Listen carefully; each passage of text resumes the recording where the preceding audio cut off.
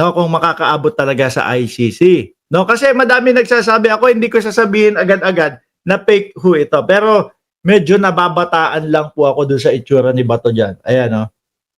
Nababataan lang ho ako sa itsura ni Bato. Pero baka naman, no, nabisita. O gusto niya, eto na ang aking huling bisita. O yun, ganun.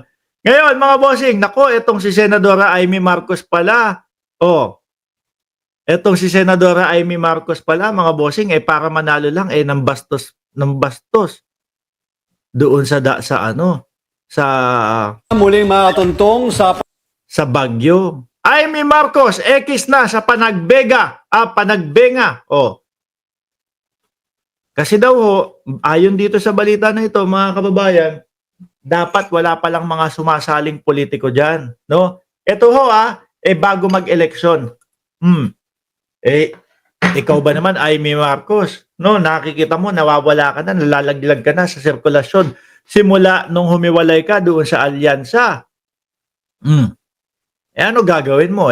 Pupunta ka doon sa mga matataong lugar. Kaya nga po, di ba, ang suspetsa ang sinasabi doon sa kanyang paghihiring-hiring, mga bossing. Ubus na daw po ang pira natin. Boss, paano yan? Anong pira? Vampira?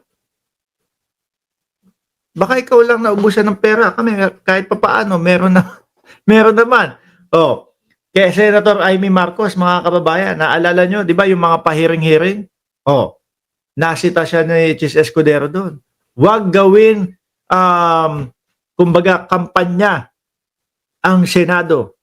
Kumbaga pre nga naman na makikita siya ng taong bayan doon sa Senate Ngayon pati pala yung Panagbenga sinugod ni Manang Amy. muling makatuntong sa Panagbenga Festival, ang dinarayong Flower Festival ng Baguio City tuwing Pebrero, si Presidential Sister at Re-electionist Senator Amy Marcos.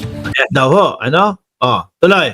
Sa kasagsagan man ng eleksyon o hindi, yan po ang desisyon ng Panagbenga Executive Committee. Ayon kay Co-Chairman, ano yun? Hindi na siya pwede? City tuwing Pebrero, si Presidential Sister matuntong sa Panagbenga Festival, ang dinarayong Flower Festival. Hindi na muling makatuntong sa Sabi ko, hindi na muling makakatungtong sa Panagbenga Festival si Manang Amy Marcos. Kumbaga, ban na.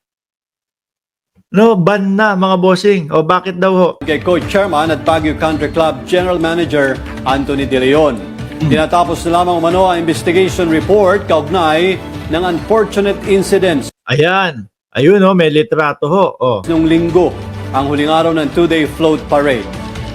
Ayun, malaking statwa ba yan o si Amy yan? Senator Amy ay nakitang Ayan. Hindi ko kasi pwedeng ituloy-tuloy, may music sila ticket ng kanyang kapatid na si Paulong Bongbong Marcos ay nakitang nakasakay sa panghuling float sa nasabing parada. Isang tuwirang paglabag umano ito sa striktong no politicians rule. Pambabastos ho yan, mga kababayan. 'Di ba? Ang sabi no politician stricto. Rule and regulation ng Panagbenga Festival na nakaanunsyo ilang linggo bago ang aktual na parada. Sa naunang pahayag, baka siguro iniisip ni Manang Amy, senadora ako! No? Wala kayong magagawa dyan. Baka ganun ang iniisip ni Manang Amy. Pero pambabastos ho yun, mga bossing, no? Biruin mo, meron silang rules and regulation tapos ikaw hindi ka susunod. Kasi kahit naman sino siguro, mga kababayan, kapag ka ikaw nasa kulelat na at nanganganib yung muli kang maibalik sa Senado, lahat gagawin mo na kahit bawal. tawag ng Panagbenga organizer na pambabastos o disrespectful ang ginawa ng senadora dahil malinaw naman ang kanilang alituntunin at nakaanunsyo yun na bawal ang mga politiko sa kanilang pagdiriwang, lalo na po ang pangangampanya. Di ba?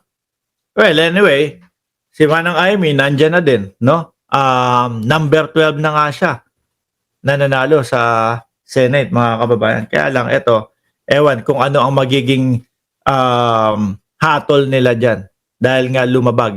Base po doon sa unang umpisa pa lang ho, mga kababayan, pasaway si Mangga, sabi ni Mityan Gamboa.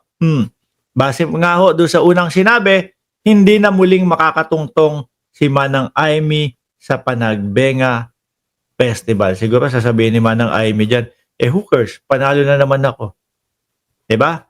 Anyway, mga boss, chief, amo, sir, mga kasulid, no? Isang bagsak muna tayo. Sulid! O, kamao, tapos yung kulay green na heart.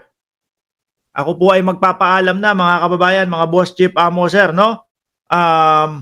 Sige na nga, isang 1 minute o 2 minutong shout out na mabilisan, no? Lahat ng nakakulay green, ayan na, lintik kayo mga kasulid, ako na nagpo-promote sa inyo. Lahat ng nakakulay green at may kamao at may sulid, shout out natin, nandiyan si Inamo TV, si Marijo, mag-invento na lang siya ng Pinagmangga Festival. Nandiyan din si Addictus Rex. Shout out yari ka sa akin doon sa ni Attorney Claire. Sa live niya, ha? Andyan din si Kasuled, si Ma'am Brenda Barton, si Bicolano Vlog, si Mitian Gamboa, na walang sawang sumusuporta sa ating vlog. Nandiyan si Jopri Elaido, na nanonood from Toronto, si MJGM, Carlos de Guzman, Efrenilo Saitanan Jr., biruin nyo, Ma'am Delia Rosario, Brenda Barton, Mr. X, Green Day, Rancid, Mila, Kurihara, PBBM, solid. Ay, hindi ko siya shoutout tong si JJ Sales. Solid PBBM. Dapat solid, solid. Di ba? Leon Galimba, Mabel Kinjo, G's Vlog, Sunshine Channel, Bicolano Vlog, Manny Mariano, Andrea, Saritsu. Ay, ano ba yung pinagsasabihin? Hindi ho ako taga dyan eh. Gloria Mayore, Nico Daitieco, at Laida Peralta, Isko Flores, Efrenilio Saitanan Jr. at Tony Salinas. Maraming salamat and God bless po sa ating lahat, mga kapatid.